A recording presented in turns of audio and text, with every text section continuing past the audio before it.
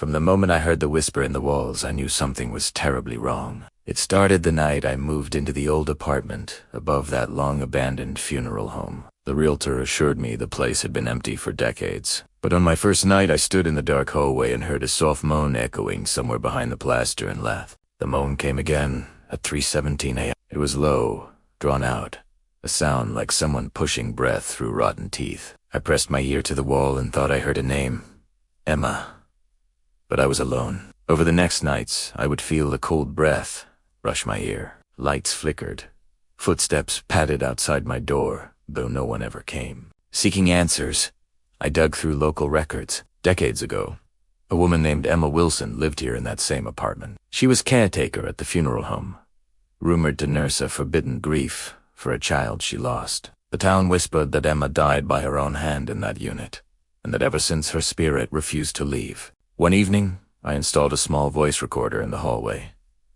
At 3:17, I heard the moan again. The recording caught something else.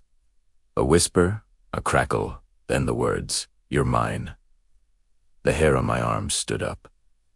Then things escalated. The mirror in my bathroom shattered cold, spiderweb cracks spreading from nothing.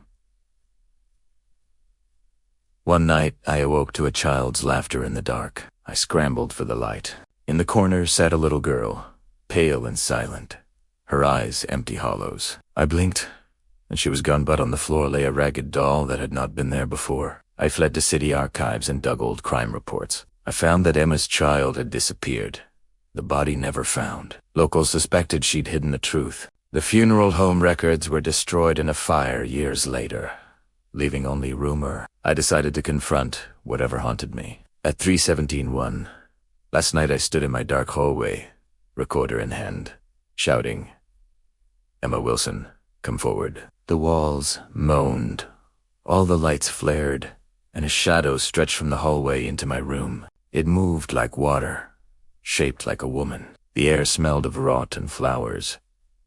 I choked and fell backward. When primera cameto, the recorder was smashed.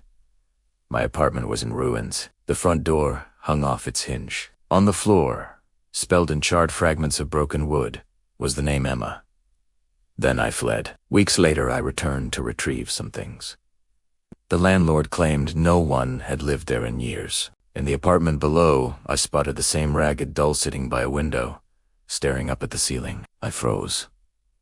The doll's lips moved. It whispered, "She's here."